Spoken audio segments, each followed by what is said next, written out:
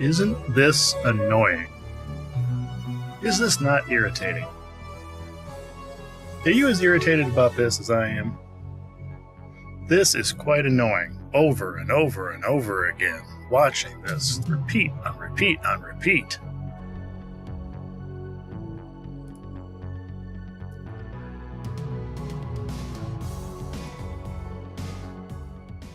Let's transition out of that, shall we?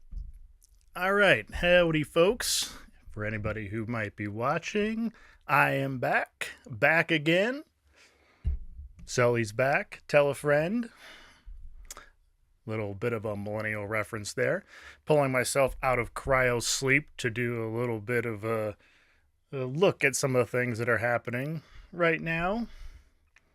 Thank you, Jules, for joining us right now. I am Dr. Brandon Sullivan, also known as Sully. Good afternoon. Happy Easter to everyone. He is risen indeed. Okay, so what's going on? Anything happening? If you do join in, feel free to leave any comments. I will be monitoring them and looking at them for anybody who wants to join into the conversation here. You know, I've been watching as this is kind of unfolding a little bit, and I thought it might be worth commenting on. But a couple things just to clarify. If you're looking for someone to validate your ideas of how great this is or how terrible this is, you're in the wrong place. That's not something that I'm going to be doing. I'm going to be looking at it from a lot of different angles and hopefully in a little bit different ways than some of the other talking heads that you might have been seeing out there. And so one thing just to kind of start off with is the media coverage of this. The media coverage of this has been just terrible. It's been absolutely terrible. I mean, just look at this. I mean, there's just been so much. Let's start with this thing right here. Take a moment and watch. Yeah, let's just watch.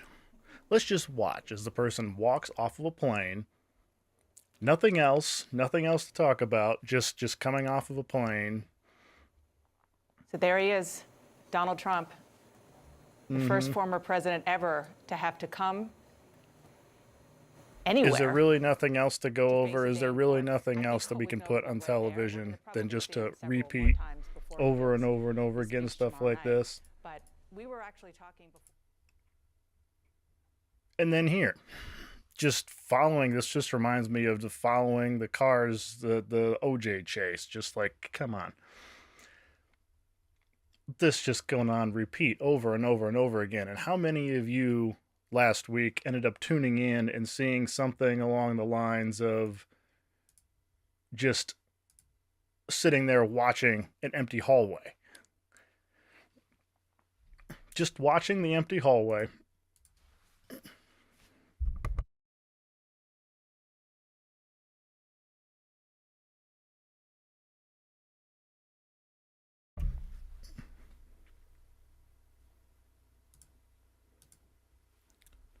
A little bit boring, isn't it? Just to watch a couple people come out of a courtroom. What was expected that this was going to look like? What was it expected? Here, I think this pretty well sums it up. I'm not the only one who thought the media coverage of this was pretty atrocious. Do you see anything new in there today that you didn't know? No, in fact, it's kind of expected that there would be less than people would want to read. This is one of the most historic cases, arguably the most significant case right now in the American court system. It appears to be built on a pretty shaky foundation. It's a bubble case. It's not a slam dunk. Commentators across the spectrum are saying, boy, there's really not much in here, raises all kinds of questions about the legal theory behind this case. An unimpressive document. People felt it was a little underwhelming. Some found it disappointing. It depressed some people on the left. Oh, were you disappointed? Were you depressed? Here's why. Because you treated this like the final confrontation with Thanos, and then it actually just played out like what it was, a boring as legal procedure at the very beginning of what will be a long, drawn-out, laborious legal process because, as I mentioned earlier, law is boring as Please continue being let down by the expectations you motherfuckers created. Now, I concur with John Stewart's assessment of that, in part, although I happen to find the law quite fascinating. I might be in the minority here, I'm sure that I am, but the overall point remains, man, so much of what was kind of put on this case came from nothing that was had to actually do with the actual case or the charges itself, but was the expectations that were put onto it from everybody outside. Just what were you expecting to see here? What were you expecting to have come from this? I know what I was expecting, and what I was expecting is exactly what we ended up getting. The actual indictment, the actual charges are not all that different from what I was expecting to see. So let's take a look at that now, actually. This is the actual indictment. Pretty straightforward. Grand jury, County of New York. Goes through each of the different counts. All of these are the exact same charge. All of these the exact same falsifying business records in the first degree. It goes through each and every single count for 3 different falsified records. And no, I'm not going to read through all of this, but just wanted to show what this actual indictment looks like. It just goes through each and every month for pretty much every single month over the course of 2017, all the way up to all 34 counts. And that's it. That's the whole indictment. Is all it does is list each of these over and over and over again. And what it amounts to looks something like this. These are all of the different, there were 3 different categories: invoices, ledger entries, and checks. So each and every single time one of those records was inputted, then there was a different record made. Each one of those is a separate count. And that's basically all it is. And here's a little bit of summary of it. So this is what it looks like. 11 counts from invoices from Michael Cohen, 11 counts on the checks that were written to Michael Cohen, and then 12 counts for ledger entries that were written in the books by Trump or Trump organization representatives. So let's talk about what this is and what this is not. Okay. So this is a 34 counts, all Class E felonies, the lowest level of felonies in the state of New York. And the reason it was elevated up to a felony is because the prosecutors are alleging that it was used to cover up separate crime. In this case being what was mentioned, tax crimes and election law. So tax law and election law. Each of those were as part, so in the process of concealing these hush money payments, that was what was how it was actually elevated up to a felony level. That seems to be where a lot of the controversy is coming from. And that's one of the things that hear a lot in terms of what people are talking about this being a legally dubious case, or there might be some holes in this. The real question seemed to center on the ability to actually elevate it up to a felony level. And it's only a felony if it's done in the furtherance or covering up or whatever of a separate crime. And so there was mentioned the state crimes, and it was also, there's a lot of speculation that they may be talking about federal election law So that's where some of the questions kind of come in. Is there authority for the DA to actually be able to do that, to elevate it up to a felony, as opposed to having it being a misdemeanor? Because without that felony elevation, they're all misdemeanors. But one of the things that kind of gets lost is that even if it's not elevated up to this felony level, we're still talking about misdemeanor crimes here. They're still crimes. So all of the energy being directed at whether or not it should be a felony or not kind of seems to be, I don't know, a little bit of a waste, I guess. I mean, it's an important question, but even if you take those away, we're still talking about misdemeanors. Don't carry any kind of a larger penalty, but we're still talking about crimes here. So there's that. So let's talk a couple things about what this is not. So I talked about these 34 counts. I've heard some commentary about this is that if he were to be convicted on all of these different counts, that he would be facing a 134 or 136 year maximum sentence. And wow, okay. This is very much misleading.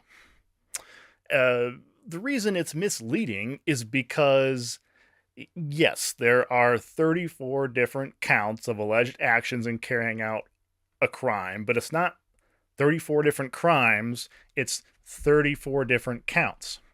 Again, each and every single one of these are the counts. All of these different records that were input. They're not 34 different crimes. All of them are falsifying business records, document fraud. So it's all the same crime. In order to get that maximum sentence, a person would need to be convicted on every single one of these counts and receive the maximum sentence for every single one of these counts. And they would have to then be sentenced to serve the sentences consecutively, one after another, instead of serving them concurrently all at the same time. Most of the time, when people are sentenced, if they're sentenced to, let's say you got 34 counts, you were sentenced to 1 year for each count, instead of serving 34 years consecutively or concurrently, you would serve them concurrently 1 year total. So basically, you get 34 different sentences of 1 year, you would only end up serving 1 year because you're serving them all at the same time. And especially in a situation like this where you would have a first-time offender, you'd have mitigating other factors like age, not to mention political status and the money to hire lawyers to try and deal with this and negotiate these things. It's unlikely that anybody in the same situation, the same circumstances, would actually get a much of a higher than just usually like probation or a fine is probably what there's going to be looking at. So suggesting that there's a possibility of actually having a 136-year maximum sentence is wildly misleading without context. It kind of bolsters a potential idea that the Trump is a target here, a political target, which is not something that is needed to, this is not something that needs to be furthered. Okay. And speaking of which, what else will this not do? What this indictment won't do? A lot of questions have come up is, will this actually prevent or stop Donald Trump from running in 2024? No, in no way whatsoever. Just being indicted on this crime does not prevent him from running for office, serving in office. It has no bearing whatsoever. And regardless of what you may think about the man himself or what he stands for or whether you like him or not, that is a good thing. It's a good thing that we don't have a system where just because somebody is charged with a crime, that all of a sudden they are removed from being able to participate in to being able to run for office. Because if that were the case, then we would definitely, absolutely have situations where uh, anybody could just charge somebody with a crime, a prosecutor, anywhere, and they just all of a sudden prevent them from running. That would get us into the high realm of political persecution, absolutely. And we would see it as a matter of course. It would be happening all the time. Why wouldn't it happen all the time? So it's a good thing that just this one charge is not going to stop somebody from running. Again, regardless of what you may think about him or anything else.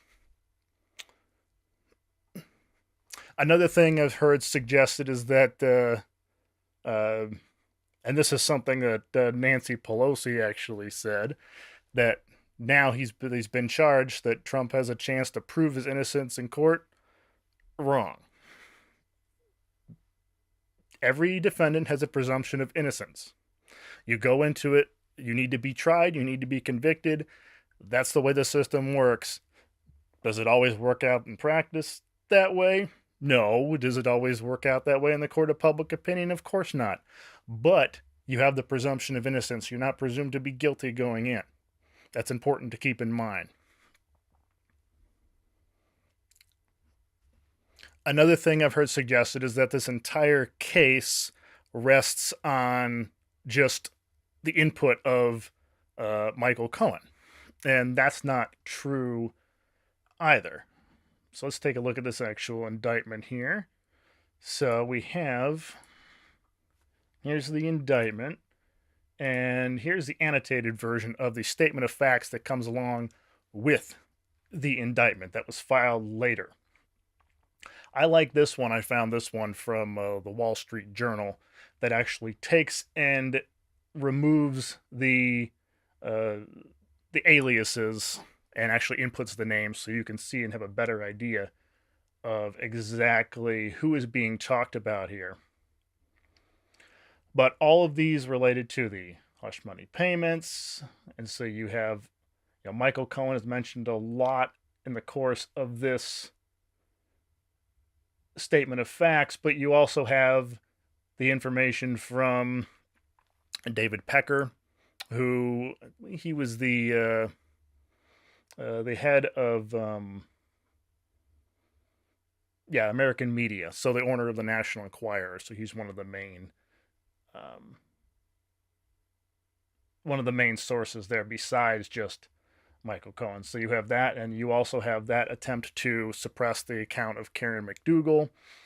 And so there's more than just the Stormy Daniels. There's also the Karen McDougal aspect in there as well.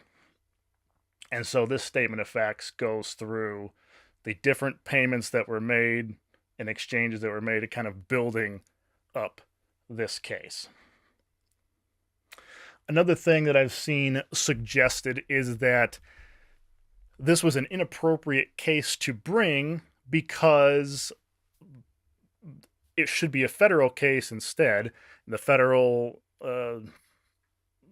authorities they looked at it, they had a chance to take this case, and they didn't take it. And they didn't go with it. Well, that is kind of misleading as well, because when this case kind of came up, there was already the case with Michael Cohen was already ongoing. He had already pled, and in the course of that case, named a co-conspirator, an unindicted co-conspirator, as then President Donald Trump. That case was kind of squashed, or it was kind of pushed away. It was pushed under. They was suggested to the Southern District of New York attorney. I forget the name of the U.S. attorney there. I forget the name. Preet Bharara, maybe. He was asked to essentially drop the case. So that's something to look into more too. But it's not just a matter of necessarily thinking that they didn't have enough evidence or they couldn't pursue the case. It was a matter of just not choosing to pursue it at that time because of the status of the unindicted co-conspirator as the president. And then, of course, there's the whole trickiness of that memo from the Department of Justice saying that you can't indict a current sitting president for a crime. So that kind of complicates the issues as well. Now, why wasn't this case brought after Donald Trump left office? I can't speak to that. Don't really know for sure. But just to say that this should be completely squashed because it wasn't pursued fairly, well, there's a lot more to this case than that. So kind of misleading there as well. Hey, what else? There's another tricky thing. So with this, this is definitely an unprecedented situation because you have the first time that a president has been indicted for a crime, and that is absolutely true. And it's also the first time that a president has ever, or a former president has ever been arrested. Not true, actually. I didn't know this until recently, but there was, and I don't have it here in front of me, but there was actually, he's not the first one to have been arrested. It was in, I think it was an NPR article I came across, but in the 18, right after the Civil War, Ulysses S. Grant was actually pulled over and arrested for speeding. And so, speeding with his carriage. So that was an interesting tidbit. So, but since then, yes, first time for any kind of arrest or indictment of a former president. Other high-profile individuals have been indicted for crimes. Others that come to mind, vice presidents, Spiro Agnew comes to mind. There was a kind of corruption and tax-related cases, I believe. There's also been presidential candidates in the past, or vice presidential candidates. John Edwards, of course, comes to mind. Something similar to this does have some similarities between this and the Trump hush money payments case. And then you can also go back to vice presidents in the past. There was also the case of Aaron Burr in his duel with Alexander Hamilton. He was indicted for crime, and of course, numerous other governors and high-profile state, local officials, legislators, and so forth. So, while this is the first time that there's been a former president that's been indicted, there's been other high-level officials that have been. One thing that makes this unique is that now, for the first time, there's a judge that has an authority over the former President Trump. And so that's something that he's going to have to be very careful about in actually what he says and does, because, for example, a lot of the stuff that he posts, especially the more things that can be taken as threatening or calls to action just to supporters, those things are going to be now subject to the purview of a judge who's going to be actually impose a gag order on Trump to say, you can't talk about this case anymore. And if he violates that, if that were to come up, then he would actually be possibly facing some jail time as a result of violating court orders. And so there's limits now on what he can say and do, and that's a unique situation for him to actually be in. All right, so those are some of the different elements, some of the things I've heard some of the things I heard I wanted to kind of address and kind of debunk or downplay a little bit, correct, I guess. And so I think that what makes this such a big deal? Is this really such a big deal? And, or should it really be that big of a deal? I mean, why are we actually hearing so much about this? Why did there have to be the need for media coverage constantly of this case? Why why was there so much overblown hoopla about this? What's the big deal about a high profile, powerful individual politician being charged with a crime? There's been a lot of discussion about this is such a horrible thing because, oh my gosh, this is an unprecedented situation because a president has been indicted. A former president has been indicted for a crime. And my thoughts of this are, okay, why is that a big deal? If this were any other individual, then this would not be that big of a situation. This would not be that big of a deal. If you go back to these different crimes here, right, turn that off here. Turn that off. There we go. These things are pretty standard crimes. I mean, they're pretty standard bookkeeping violations that, if they were uncovered in any other circumstances, they would be charged. The Manhattan DA does this kind of case all the time. You see these kind of low-level financial crimes all the time. The only reason that we're hearing about it and it's a big deal is because of who is involved. Former president, right? So this makes me think about, like, what is the big issue with actually charging somebody and holding somebody accountable who happens to be a powerful individual and a high-profile individual. Now, I've heard a lot about that this is a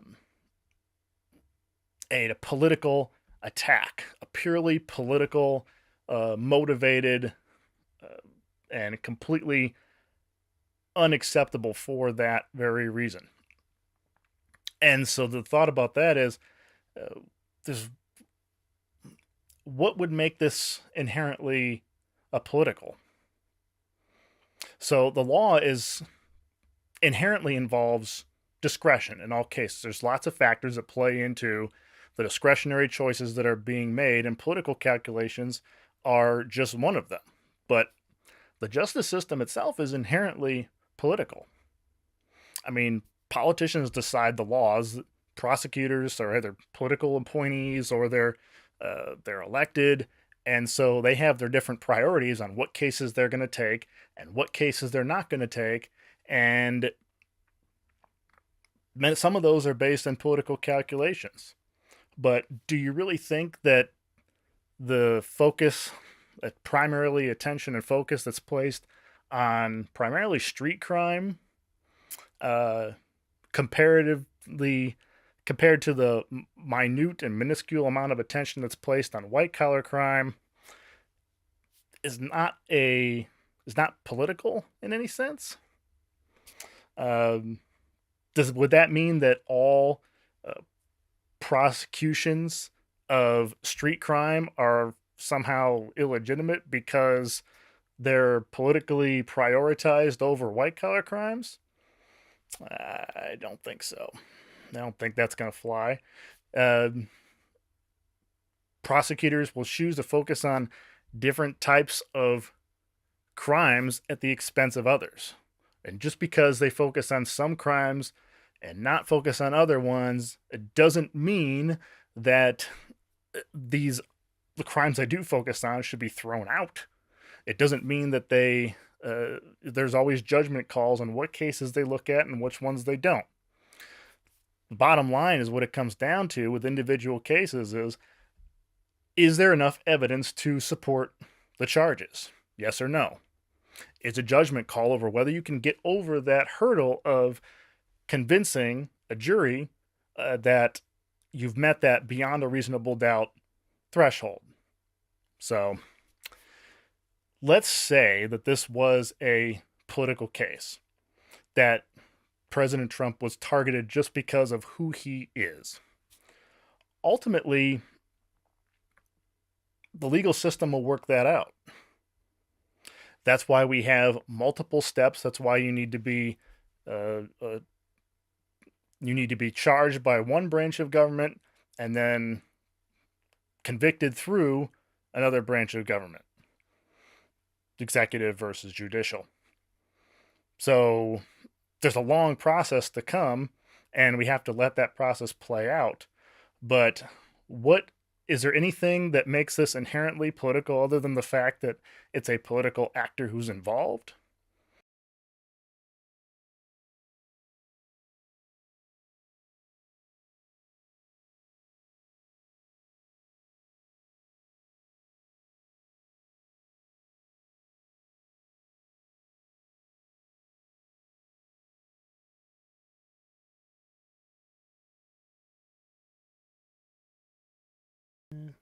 Howdy. Okay, there we go. Here's the point where I started to figure out, okay, my audio wasn't coming through. So hopefully my audio is actually coming through now, and I don't have the same problem that I had on Easter when I tried this for the first time. So that was my replay of everything that was said that was basically just silence on my last attempt at the stream. Let's turn this off here. All right, to pick up where I left off. So we're talking about whether or not cases like this are inherently political or not. So what happens if we were to flip the script a little bit? So what if all high-profile... does this mean now, like, if you have a high-profile individual and they're charged with a crime, that all of a sudden it's going to be some kind of inherently political investigation, inherently political prosecution?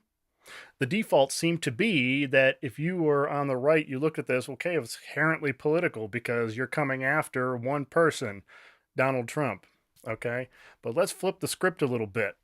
So if we were to flip it around, then does this mean, like, anytime you try to hold some high-profile politician accountable, that it's already going to be defaulted to this is a political witch hunt or this is some kind of political vendetta type of thing?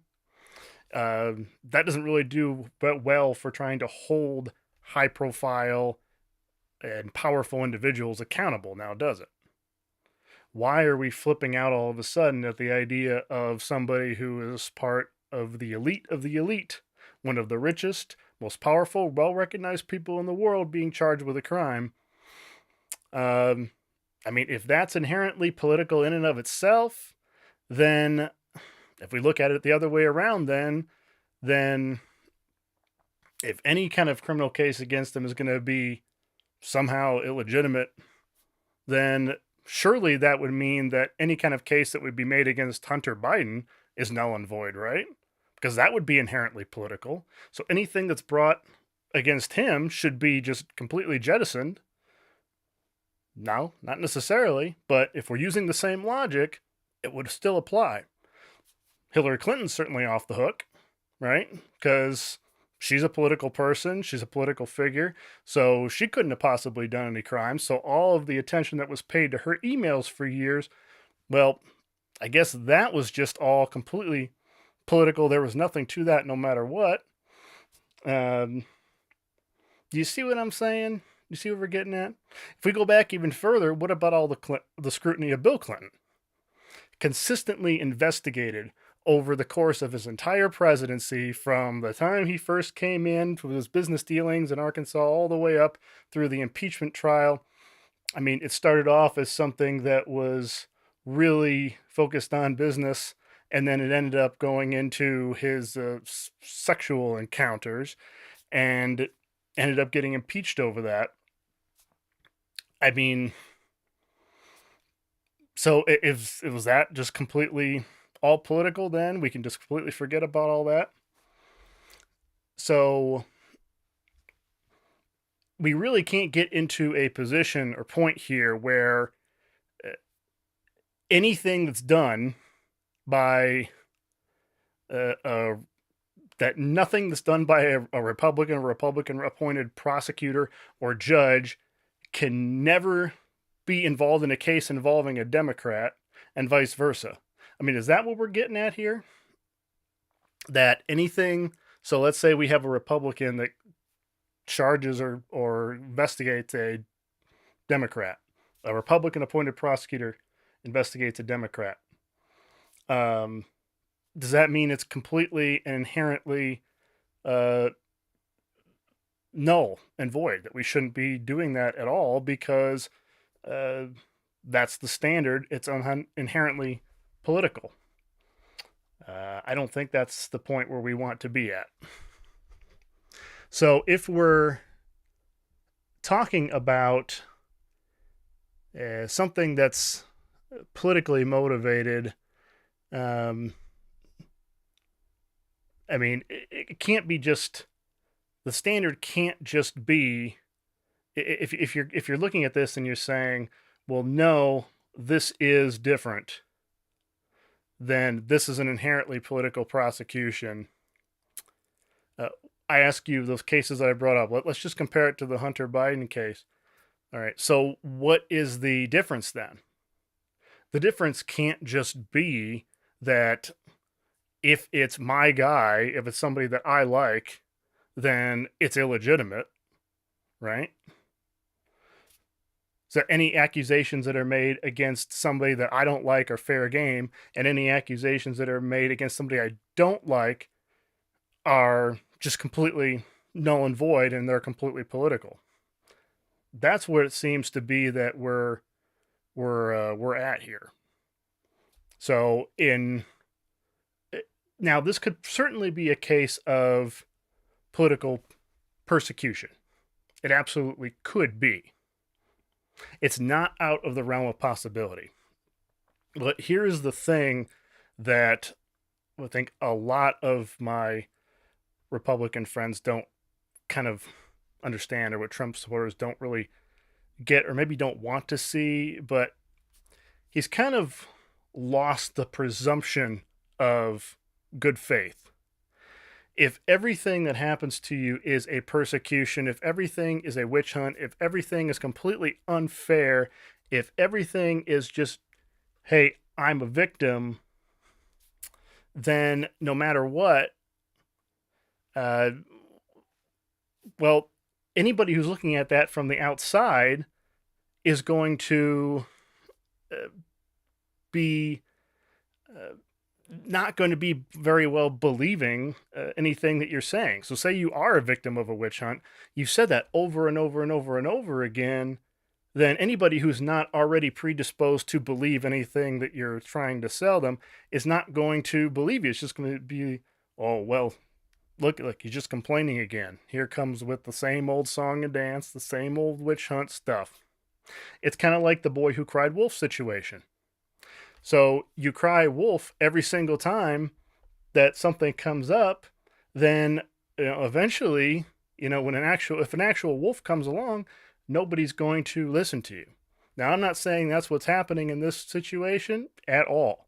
I'm just saying if that were the case, if that were to happen, that most of the country is not going to believe you if that's what you're constantly trying to push. So it's the same kind of conclusion that if we look at it from the other side, if you're not a Trump supporter, if just to promote a little bit of understanding here, it's the same conclusion that Trump supporters came to when deciding that Trump is innocent, just in the opposite direction. Because if you're saying that, they've been accusing him of stuff since the very beginning, constantly, and always trying to get him, always trying to get something on him so they can try to take him down. Since before he took office, through his entire time in office, through his entire time after office, because they hate him and they just don't like him. They just want to get rid of him. So many Trump supporters are not buying into the accusations because of those reasons. I get that. I get it. But for most people, it's the opposite dynamic in play. that they don't believe anything that Trump has to say in terms of his defense, or because he's lost that presumption of good faith. For me, really, what it comes down to is what makes something inherently political or what makes it not political. To me, something is political if you, in terms of prosecutions and targeting prosecutions, if you're going after somebody specifically because of, I'm going to get this person no matter what, and I'm going to go after them for any reason whatsoever. I'm going to invent a reason. I'm going to find a reason to do this. Then that's an inherently political prosecution. That's an inherently political process. You've come to your conclusion already, and now you're just working backwards, finding any means necessary to get there. Another situation that would be political is if you find evidence of a crime and you choose not to pursue it because of the status of the individual involved, or for some other reason, or if it's just not worth the trouble, it's not worth the time and the effort to have to go into it. That, to me, is political. So when I posed the poll that I put out a couple last week, when I asked you, what do you think of Trump being indicted? Most of the people who responded to that poll were in the category of, let's just kind of let this play out and see. One of the options I posed was, is indicting Trump political? And another one I posed was, is not indicting him political? That is kind of what I'm getting at here, is that if there's clear evidence of a crime that was committed, and the only reason you don't go after that person, you don't charge them with a crime, is because of who they are, or because you're afraid of backlash from people who support them, then that itself is an inherently political decision. What's not political is if you find evidence of a crime that was committed by person X, and then you choose to pursue it to try to collect more information to validate that possible crime, or to collect evidence against that crime being committed. So you investigate it further, and then you evaluate the strength of that case. And then if there's sufficient evidence to show that a crime was committed, then you charge that person at that time. I don't see how that's political. And I haven't seen any kind of explanation for how that could be political that doesn't rest on the sole justification of, well, I like this person, so therefore it's political. Or if you can't go after this person because that person is a political actor. So I've also seen this idea pop up over and over and over again about if they can do it to Trump. Perhaps you've seen this, variations of this. If they can do it to Trump, they can do it to anybody. This has been often repeated. But it doesn't really make a lot of sense to me, because they could always do it to us. They, quote unquote, they could always do it to us. They could always do it to me. They could always do it to you. Just regular people don't have the same kind of protections that some of the wealthiest, most powerful people in the world have. We're subject to the law just the same as anybody else. What do you mean? Who is the we here exactly? That's one of the things that I don't quite get. There's nothing has changed for you or for me. Nothing really has changed here in terms of they, being government officials, ability to come after any of us, of you and of me, or any of us. There's only a select few elites that are in that higher up category, the 1% of people who are treated a little bit special, and then there's the rest of us schlubs who are treated equally under the law, and others who are kind of above that. The only difference now is that this is a rare case in which a very powerful individual, one of the most powerful, has been subject to the law in the same way as anybody else.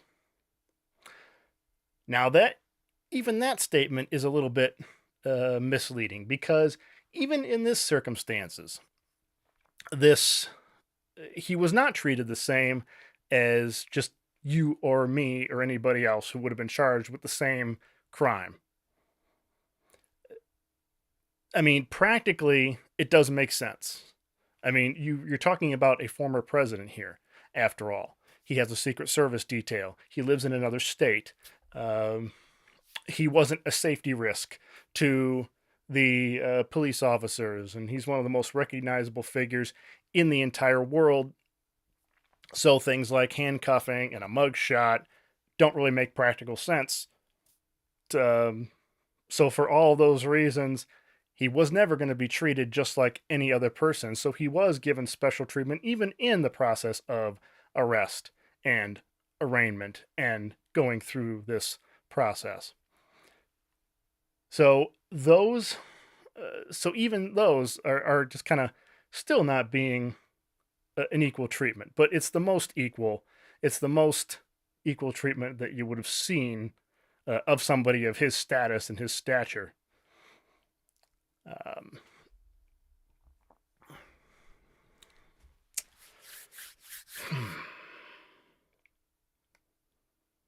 I would pose this question to supporters of Trump, Republicans, conservatives who are defending him, who are immediately jumping on the "this is all a political witch hunt" bandwagon.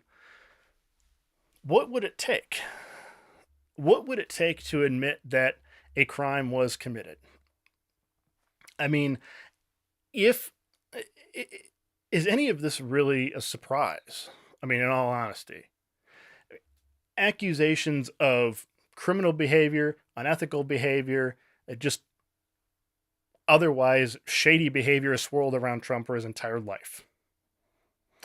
He settled numerous lawsuits and is currently facing many others for alleged misconduct and fraud, including business fraud and similar things that he's been charged with now. The Trump University case immediately comes to mind.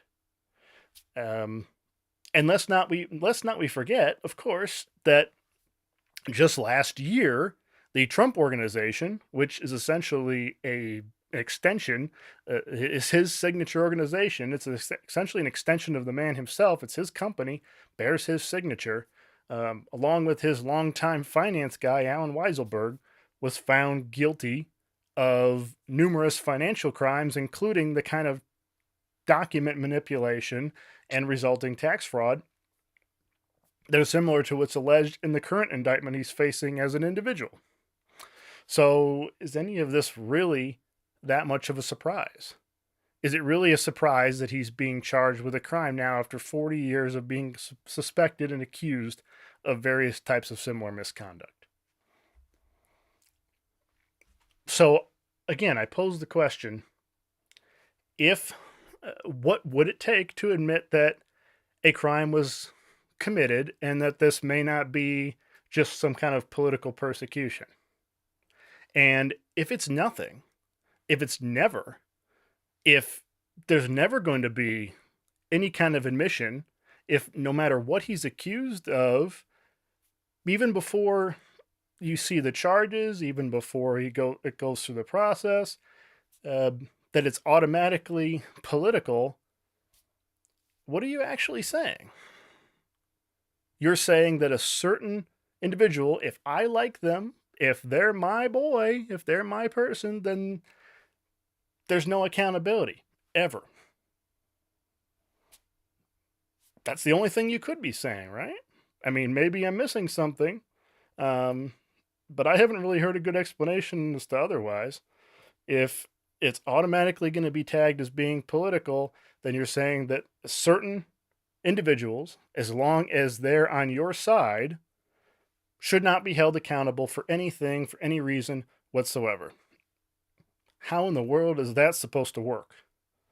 That's not any law and order that I recognize.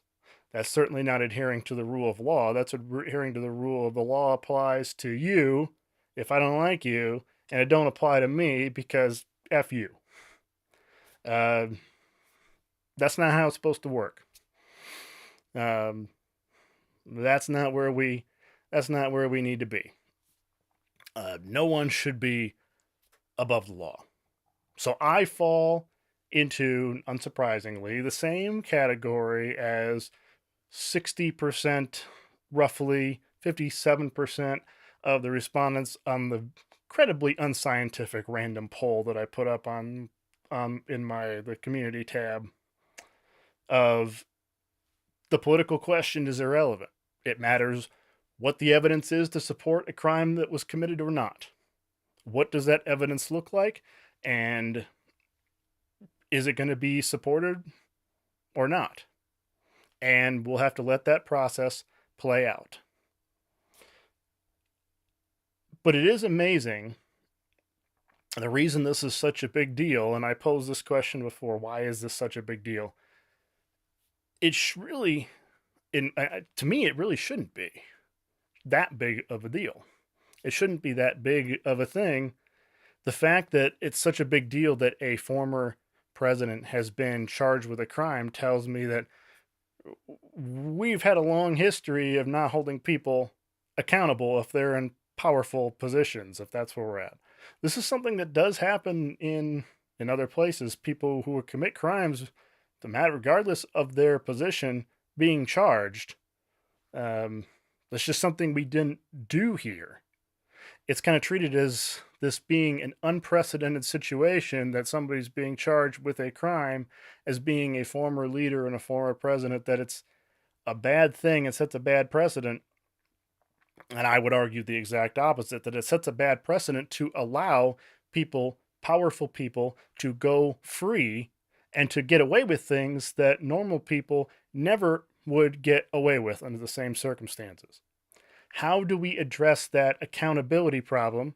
How do we address that lack of legitimacy problem that we face in our institutions when the powerful people are allowed to go free with no punishment, no accountability, and the rest of us have to face accountability under the same circumstances?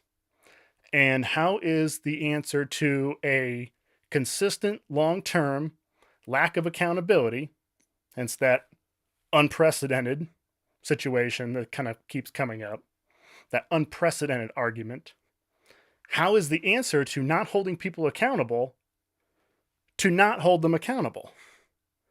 How does that make any sense? That doesn't seem to, I'm not computing that part. That we haven't held people, powerful people, to account to this point, so in response, we should continue to not hold them accountable. I'm not quite seeing the logic there. To me, the logic should work in reverse. So it's a positive development that somebody is actually being held accountable, and hey, it just comes down to if there's evidence they've committed a crime and the prosecutor thinks that they can get above the threshold, hit that beyond a reasonable doubt standard if it were to go to trial and go in front of a jury, then let the process play out. So it's a positive development, a step in the right direction for law and order in the country, and I have not heard any convincing arguments to the contrary and otherwise. Anyone who tries to convince you that this is something other than what it is, that something else is, to me, it's kind of that law and order shouldn't apply equally across the board, is either drinking the Kool-Aid, is looking at this from a purely politically biased lens, or is ultimately afraid that they may end up being held to account as well. So to me, that's a good thing. let's hope that we continue down the path toward holding other powerful people accountable. I'm not holding my breath, but it would certainly be a positive development if we could move in the direction of more consistently treating everyone equally under the law.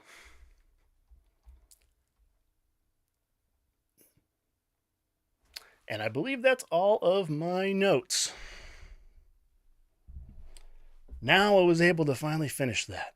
Feels good to actually be able to get that all of that out, and actually, hopefully, you actually heard me this time. And I've said my piece on that. All right. Thank you to anybody who joined in. I appreciate you watching. If you get a chance, go ahead and give this a like so it kind of boosts it up a little bit. Thank you very much. And have a good one.